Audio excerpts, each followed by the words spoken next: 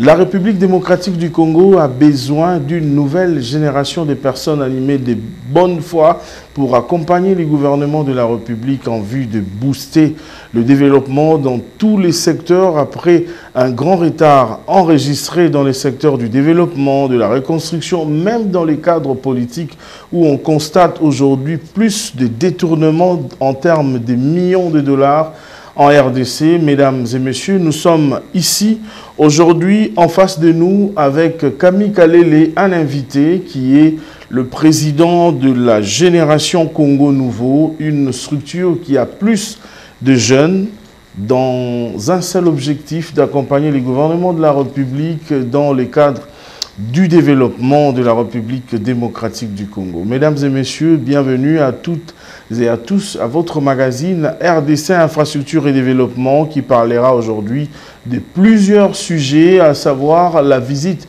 du président de la République à Goma, des infrastructures, mais également que faire pour booster le développement dans les secteurs de la jeunesse en RDC. Très heureux de vous retrouver encore une fois de plus.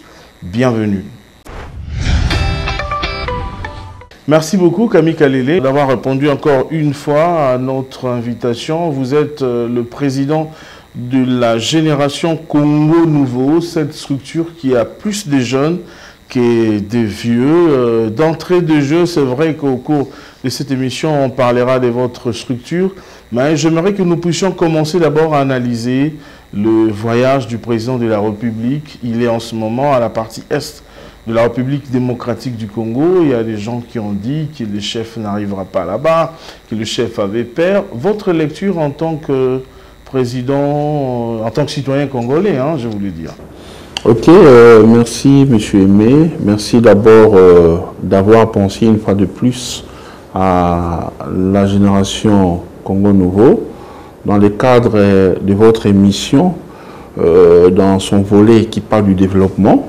Exact. Donc, ça prouve vraiment que vous regardez la ligne éditoriale de votre émission. Et comme vous savez, votre émission est une parmi les grandes émissions de la RDC parce que ça contribue à la reconstruction de notre pays. Donc, nous vous remercions pour ça. Bon, concernant votre question, moi je dirais, vous savez, dans ces pays, tout le monde est tout le monde. Donc, tout le monde est porteur de toutes les fonctions, de tous les titres. Les gens font des analyses, des fois, en allant, on dirait, dans la tête du chef de l'État pour penser ce qu'il va faire, pour raisonner, réfléchir à sa place. Nous l'avons effectivement vu descendre dans l'est du pays. C'est vraiment quelque chose à encourager, à saluer, parce que comme vous savez, nos compatriotes de cette partie-là ont, depuis plusieurs décennies, vécu des situations déplorables, de grandes tristesses. On a eu à perdre beaucoup de nos compatriotes dans ces coins du pays. Alors, à chaque fois que le premier d'entre nous foule les sols de l'Est du pays, c'est un sujet de réconfort moral. Les gens sentent que non, le chef est avec nous. C'est une zone qui donne l'impression d'être la plus insécurisée de notre pays. Mais lorsque le chef vient, tout le monde sait comprendre que la sécurité est assurée. Donc, il y a possibilité, finalement, un jour, que le chef soit sur place ou pas, que nos compatriotes puissent vivre en toute quiétude. Donc, nous avons vraiment salué sa descente vers là, nous, la Génération Congo Nouveau.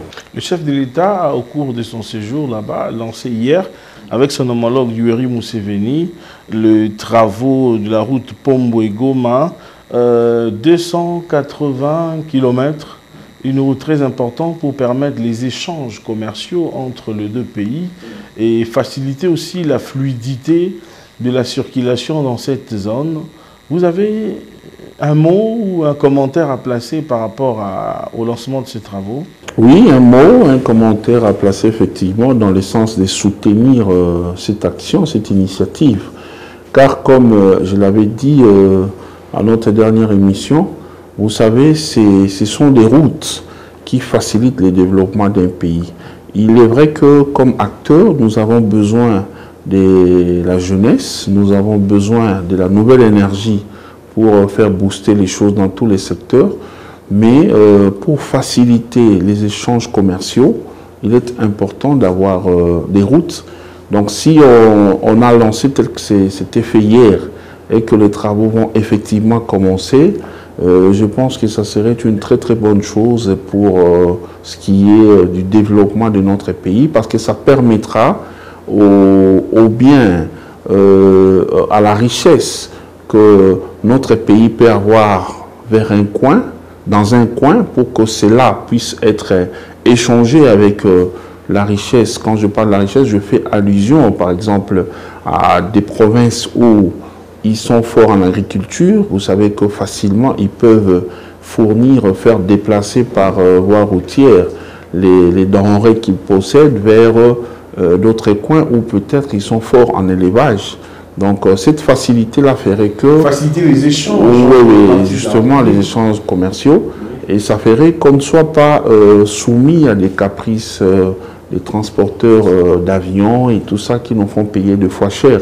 Par voie routière, il y a des commerçants qui sont tellement rodés, qui sont tellement efficaces qu'ils font même des déplacements par vélo. Alors, si vous voyez des gens passer sur des routes conçues sans terre battue, ils passent, ils utilisent leur vélo, ils passent même là où il y a de la boue, ils s'efforcent pour passer, ils mettent des jours, des semaines pour atteindre un coin avec une petite quantité. Alors, si jamais on a des voies normalement construites, et ils pourront se déplacer facilement avec des véhicules, et là, ça leur permettra de prendre beaucoup de quantités. Et ça va lutter, ça serait une façon de lutter contre la faim à travers le pays. La République démocratique du Congo perd chaque année près de 2 milliards de dollars américains pour l'importation des denrées de première nécessité comme le riz, le sucre, l'ail et la tomate même. Aujourd'hui, il y a un projet Tshilé-Gelou qui est le partenariat public-privé. C'est un partenariat public-privé. Vous savez, aujourd'hui, avec la modicité du budget, il est important aujourd'hui de multiplier les partenariats public-privés pour reconstruire le pays. Quel est votre avis, Camille Kalele? Moi, je soutiens, je suis de cet avis, la GCN également, parce que comme vous l'avez si bien dit, notre pays sort d'une situation socio-économique difficile. Nous étions, vous savez, avec ces grands pays, imaginez que jusque-là, on était en impossibilité de réaliser même, d'abord pour élaborer, c'est facile d'élaborer, même un budget de 5 milliards, mais les réaliser, mobiliser les recettes, c'était tout un problème. Aujourd'hui, avec la volonté politique du chef de l'État, qui consiste à donner la liberté à la justice de poursuivre des gens qui sont en conflit avec la loi, nous voyons que les gens ont maintenant peur de détourner même les deniers publics. Nous avons beaucoup de cas, des gens qui prétendaient être des intouchables, qui sont aujourd'hui en détention parce qu'ils avaient eu à s'amuser avec l'argent du trésor public. Et cela a fait qu'il y a eu une action de dissuasion. Les gens ont maintenant peur. Les gens aujourd'hui peur de détourner dans les trésors publics. Alors, ça va aider un peu notre pays à récupérer. On va certainement monter même dans l'élaboration et dans la réalisation des assignations du gouvernement. Mais pour ce qui est du partenariat public-privé, c'est quelque chose à soutenir parce que quoi que nous soyons en train de monter en puissance par rapport à la mobilisation des recettes, mais le pays a plusieurs défis. Le pays a plusieurs défis. Le pays est tellement immense qu'il faut permettre au privé de venir travailler en collaboration avec l'État pour aider certains secteurs, pour faire booster rapidement certaines choses dans des endroits où on est fort en retard. Vous savez, de manière générale, notre pays est vraiment en sous-développement par rapport à d'autres nations qui n'ont peut-être pas des richesses comme le nôtre. Alors si on combat les projets, les partenariats publics-privés, moi je pense que ces gens-là ne sont pas patriotes. Donc c'est vraiment quelque chose à encourager. Et pour ce qui est du projet Tilé-Gelou, nous ne voyons pas en quoi ça peut déranger certaines personnes, du moment où, quand on lance, surtout quand le chef de l'État lui-même vient lancer, moi je me souviens, pour ce qui est, ce projet-là, c'était pas Tilé-Gelou, mais quand même, c'était le même jour lorsqu'il avait lancé Tilé-Gelou à Tchango, oui. Il est venu lancer à la 7e rue, j'étais personnellement là, j'ai vu qu'il a lancé, et je vois déjà vers Terre Jaune là-bas, les travaux avaient déjà débuté. Nous voyons que ça évolue. De temps en temps, on fait la remise des travaux, de l'ouvrage, de l'œuvre. Alors, si cela se réalise, pourquoi ça peut déranger certaines personnes? Alors, moi, par là, monsieur May, je voudrais vous dire que c'est un grand avantage. Moi, je peux même prendre l'exemple. Vous savez, à l'époque, les secteurs d'assurance étaient uniquement réservé à la SONAS d'exploiter. Mais aujourd'hui, avec l'arrivée de l'ARCA, il y a des privés qui commencent à œuvrer dans ce secteur. Donc avec ça, non seulement que les gens auront, plusieurs personnes, même les tout petits Congolais, aura la possibilité de venir souscrire à une assurance, mais nous avons également la possibilité avec les privés, parce qu'ils ont besoin de se montrer crédibles. Nous avons la possibilité aujourd'hui de pouvoir être indemnisés en cas de problème parce qu'on avait souscrit. Mais lorsqu'il s'agit de l'État seulement qui exploite, nous savons, nous-mêmes, nous sommes dans ces pays, nous avons vu comment plusieurs de nos compatriotes qui avaient eu la chance de travailler, d'occuper certaines fonctions étatiques, nous avons vu comment ils ont eu à se comporter vis-à-vis de ce qu'ils avaient comme avantage de l'État à gérer. Donc c'est important d'associer les privés. Et puis ce n'est pas quelque chose d'extraordinaire, ça se fait partout à travers le monde, dans beaucoup de pays, ça s'est fait. Et les plus grandes nations en termes de puissance économique et politique vivent également, quand il faut développer un projet, ils favorisent les partenariats public-privé pour permettre à leur pays de décoller. Donc c'est important. Vous savez, il y a aussi une question de vulgarisation. C'est aussi une question de vulgarisation parce que c'est la population, c'est le peuple au final qui est censé soutenir l'action du gouvernement. Les mal avec nous en Afrique en général, c'est que nous ne communiquons pas. Dans certains pays où on a compris vraiment l'importance de la communication, lorsqu'il est question de lancer un projet, on communique suffisamment en s'adressant à la population. Parce que c'est les souverains primaires. C'est les souverains primaires qui peuvent se lever, même si les politiques qui peuvent être contre l'action du pouvoir en place pourront tenter de combattre. Si la population se lève pour dire non, nous voulons de ces projets-là, je pense que ça pourrait passer. C'est vraiment important de mettre ces principes-là. Vous communiquez assez quant à ceux, mais on sait que vous êtes journaliste et vous faites votre travail. Mais quand c'est les personnes... Journaliste congolais, oui, qui a le souci aussi de voir la République démocratique du Congo se développer par rapport à d'autres pays où nous allons, par exemple. Tout à fait. Mais quand c'est, par exemple, les services de l'État habilités à faire ça, qui prend l'option, qui lève l'option, les gouvernements, par exemple, par son porte-parole, c'est mis à expliquer différents projets, que non, il y a tel projet qui est lancé, c'est par rapport à ceci, à cela. On fait même un programme chaque semaine. Il y a un jour où le porte-parole communique sur les projets du gouvernement. C'est important d'en parler parce qu'au final, le gouvernement travaille pour la consommation de la population, du peuple. Donc c'est important de faire part à la population de tout ce qui se conçoit pour son intérêt. Merci, c'est très important. Nous tenons encore à le rappeler, à marteler sur ce point, que le partenariat public-privé est très important. Si nous ne pensons pas à associer le partenariat public-privé et le budget de la République, il sera pratiquement difficile de penser à la reconstruction complète de la RDC. Génération Congo Nouveau, président, vous êtes en face de moi, vous venez de vous installer ici dans un nouveau siège. Qu'est-ce que vous visez réellement avec cette génération Congo Nouveau? Quels sont vos objectifs? Bon, nos objectifs sont bien clairs.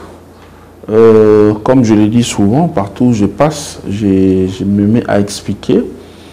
Ce n'est pas à cause d'un intérêt personnel ou une motivation à intérêt personnel qui nous a poussé à faire ça. Parce que si ça ne dépendait que de cela, je pense qu'on allait se concentrer à ce que nous faisons comme travail dans la vie.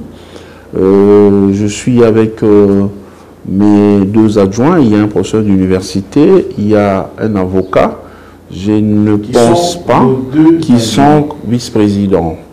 Alors, je ne pense pas que ceux-là ont aussi besoin d'abandonner leur profession pour venir passer du temps à travailler là où ils ne sont pas sûrs de gagner.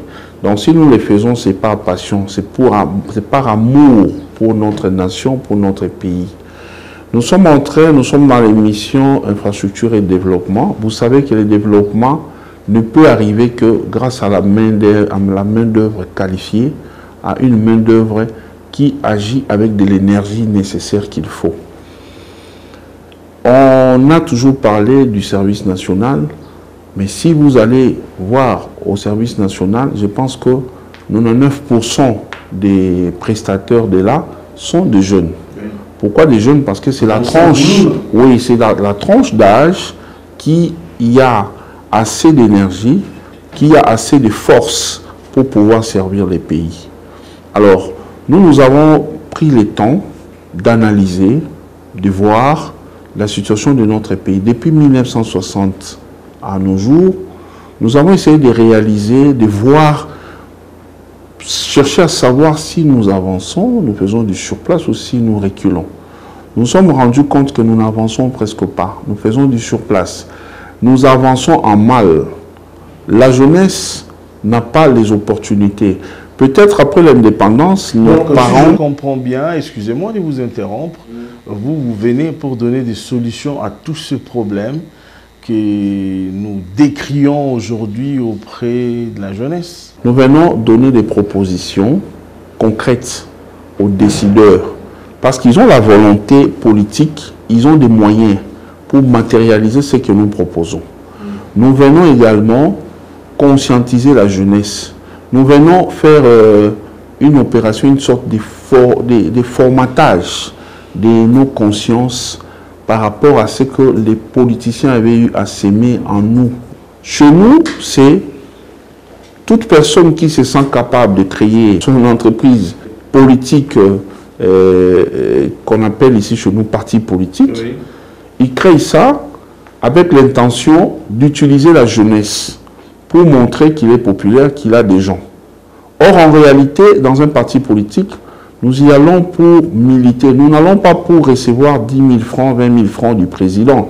Alors, pour la plupart de nos politiciens, vous l'accompagnez, il vous exploite tout simplement. Lui a besoin de se faire une renommée politique, être important, être compté parmi les grands politiques du pays. Alors, pour y arriver, il faut avoir une base. Pour y arriver, il va vous amadouer, il va vous berner pendant des années en vous utilisant. Chaque fois qu'il veut organiser une activité politique, vous invitez des gens. D'abord, ils ont une dizaine ou 15-20 personnes, des sûrs, des permanents qui sont avec lui. Vous avez la chance de passer même Premier ministre ou ministre. Travailler pour l'intérêt de la population. Ce n'est pas aller avec l'argent que vous prétendez être le vôtre. Vous allez construire un pont quelque part, chose qui n'est pas votre rôle. C'est à l'État de le faire. Oui. Vous allez faire quelque chose justement parce que vous ne prenez pas vos concitoyens en considération, en valeur. Vous allez les tromper avec un pont qui, il suffit de monter, si nous deux là, on monte là, ça tombe parce qu'on est dans on a à plus de 100 kilos. Ça tombe et puis il écrit là-bas, pont M. Kingani, don de ceci, de cela. Et il met une photo. Moi, je pense même que l'État doit interdire ces choses-là. Parce que c'est une forme de corruption. Morale. C'est une forme de corruption.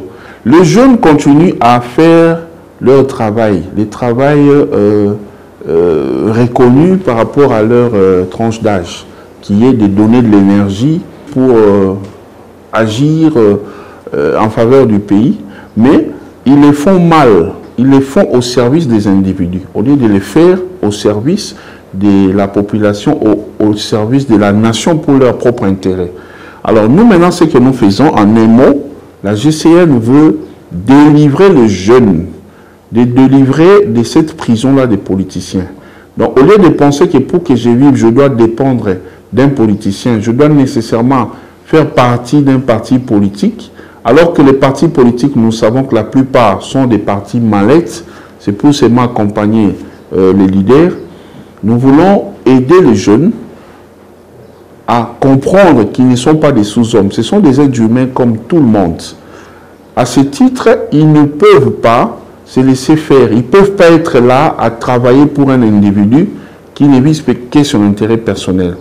Le jeune ou la jeunesse doit être au service de la nation. Et pour ça, comme nous savons, il n'y a pas tellement d'opportunités. C'est pour ça, des fois, que les jeunes s'adonnent à des sales besognes. Alors nous, en tant que GCN, nous avons tout prévu, tout organisé. Nous sommes au service de la nation. Nous allons approcher les autorités, les ministres sectoriels. Là, je fais allusion au secteur de l'emploi, de la jeunesse et de la fonction publique. Nous allons les approcher pour faire des propositions. Nous allons même solliciter l'implication du chef de l'État pour que cela soit obligatoire à ces ministres-là d'exécuter ça. Au niveau de la fonction publique, nous avons une grande administration qui a des gens qui ont déjà atteint l'âge de la retraite, mais qui ne sortent pas, à qui on ne confie pas non plus la responsabilité de former la jeunesse, de former, de préparer la relève. Alors que ce sont des gens éminemment intelligents, des gens qui peuvent aider ces pays à garder la ligne, à garder ces niveaux-là. Aujourd'hui, même si nous baissons en qualité du point de vue personnel et tout ça, c'est parce qu'on ne donne pas l'opportunité à la jeunesse. Il y a des gens qui ont étudié, il est licencié et tout ça, mais il n'a jamais été même une seule seconde dans un milieu professionnel pour apprendre. Or, quand on n'apprend pas, on ne sait pas agir. Alors, nous allons nous avancer avec des propositions concrètes. D'abord, répertorier en collaboration avec l'État congolais, répertorier les jeunes qui ont la possibilité de faire les stages pour qu'ils en fassent, même gratuitement. L'essentiel, c'est de loger en eux la connaissance qui peut les aider un jour. Or, en étant déjà dans une boîte comme par exemple à la fonction publique, vouloir ou pas un jour, il y aura opportunité d'être casé. Et pour ceux qui ont la possibilité de travailler, les intellectuels qui n'ont pas d'emploi, pourquoi pas voir avec toujours la fonction publique là, comment les caser? Pourquoi pas saisir la ministre du Travail et Prévoyance sociale pour qu'elle puisse aussi voir avec les privés. Parce qu'il y a beaucoup de privés dans ces pays qui ne respectent pas nos lois en matière de travail. Nous avons les membres de notre ASBL qui nous appellent de partout à travers le Congo, principalement vers les Haut-Katanga, les Lualaba et tout ça, qui nous disent qu'il y a des Chinois, je suis désolé de parler des Chinois, mais on nous parle des Chinois, il y a plusieurs autres expatriés qui sont là-bas, qui travaillent à la place des Congolais. Il y en a même qui font les plantons dans des sociétés minières. Alors, ils se disent, mais nos minéraux là qui sortent tous les jours, nous voyons comment ça passe. Pourquoi on ne peut pas nous mettre nous-mêmes, les jeunes, pour qu'on puisse travailler? Ils se plaignent en permanence. Alors, il faut une politique auprès de la ministre de l'Emploi. Elle doit appliquer une politique de rigueur qui va consister d'abord à répertorier les expatriés qui travaillent là-bas, qui sont d'abord en ordre par rapport à leur séjour dans notre pays. Et qu'est-ce qu'ils font? Limiter à quelle catégorie de travail on peut laisser les expatriés venir travailler. Et donner aussi la chance aux Congolais, ou bien faire un quota, que non autant de Congolais, autant de ceci. C'est important. Parce que sinon, dites-moi, quelqu'un qui ne travaille pas, vous les poussez à devenir un badaud. On n'encourage pas les gens qui font le banditisme urbain pour vivre. Mais ils le font pour une raison. Alors, il faut une politique qui vient lutter contre cela. Alors, nous sommes en combat contre les antivaleurs voulues par les politiciens véreux. Monsieur Kami Kalele, vous avez presque tout dit. Vous savez, la télévision, c'est le temps. Nous sommes arrivés presque à la fin. Mais j'aimerais que vous puissiez conclure cette interview d'aujourd'hui parce que je sais que on pourra continuer peut-être dans un autre numéro, pourquoi pas. Et en 2-3 minutes, qu'est-ce qu'on peut retenir de votre passage ici aujourd'hui dans notre numéro? Et ça sera votre mot de la fin, M. Kami Kalele. Je vous remercie pour l'opportunité d'aujourd'hui. Je sais que nous aurons l'occasion de parler encore en long à large concernant la GCN.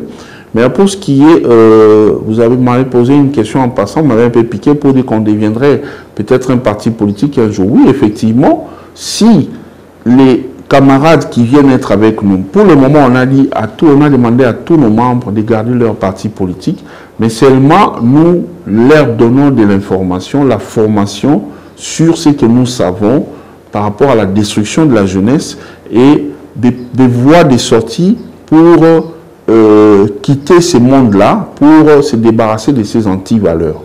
Alors, si un jour, avec des jeunes bien cultivés, avec des jeunes qui vont rentrer sur le chemin de la raison, la voie de la raison, on se décide d'être ensemble pour créer un parti politique qui sera différent des entreprises politiques privées que nous vivons aujourd'hui dans notre pays. Il y en a, on parle de 900, moi je crois qu'il y en a plus de 3000. Alors, si on parvient à faire un parti politique qui est normal, où est le problème? Ce n'est pas un péché. Mais pour l'instant, ce qui nous intéresse, c'est l'encadrement des jeunes. En un mot, je voudrais ici remercier toutes les personnes qui nous soutiennent moralement. C'est de ça que nous jouissons jusqu'ici et ça nous va beaucoup, les encouragements. Il n'y a pas encore de soutien financier. Nous n'avons pas de soutien financier ni matériel.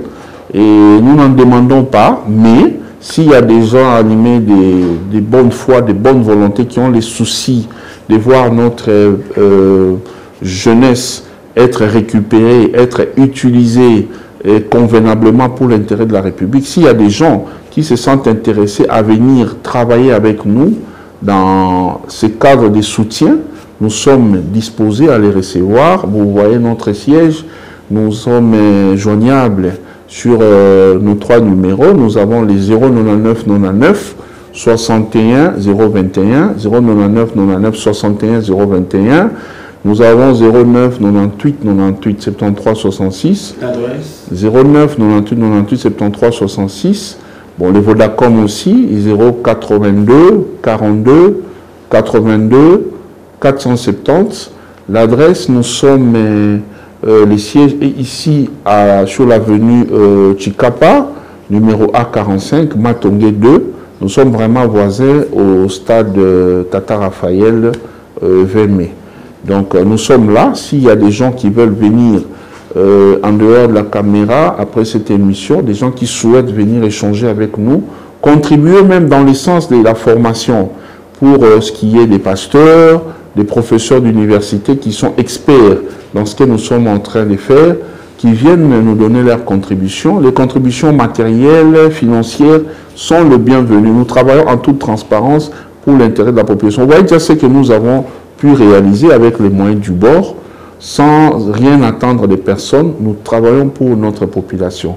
Et nous remercions tous nos camarades qui sont à l'intérieur du pays et de la diaspora. Nous restons ouverts à vous. Tous ces numéros-là sont également sur WhatsApp. Contactez-nous, nous allons approfondir nos échanges. Camille Kalele, ce n'est pas la dernière fois. Nos portes sont grandement ouvertes. À tout moment, on peut toujours se recontacter pour refaire autre chose. Génération Congo Nouveau, mesdames et messieurs, vous avez compris, j'étais en face du président de cette ASBEL. Nous vous disons infiniment merci. Merci à notre invité et à vous également. Nous disons merci de l'attention particulière que vous nous avez accordée. Mesdames et messieurs, vous n'êtes pas encore abonnés sur notre chaîne YouTube. Nous vous demandons s'il vous plaît de le faire. Ainsi, vous serez informés à temps réel sur toutes les réalisations et les sujets du développement qui cadrent bien sûr comme le thème de notre émission l'indique. Le rendez-vous est pris pour la semaine prochaine. Prenez bien soin de vous et de vos proches. La 3e vague est très dangereuse par rapport aux 2 vagues précédentes. Mesdames et messieurs, prenez bien soin de vous et de vos proches. Mettez régulièrement votre masque et respectez la distanciation. Le rendez-vous est pris pour la semaine prochaine. Au revoir.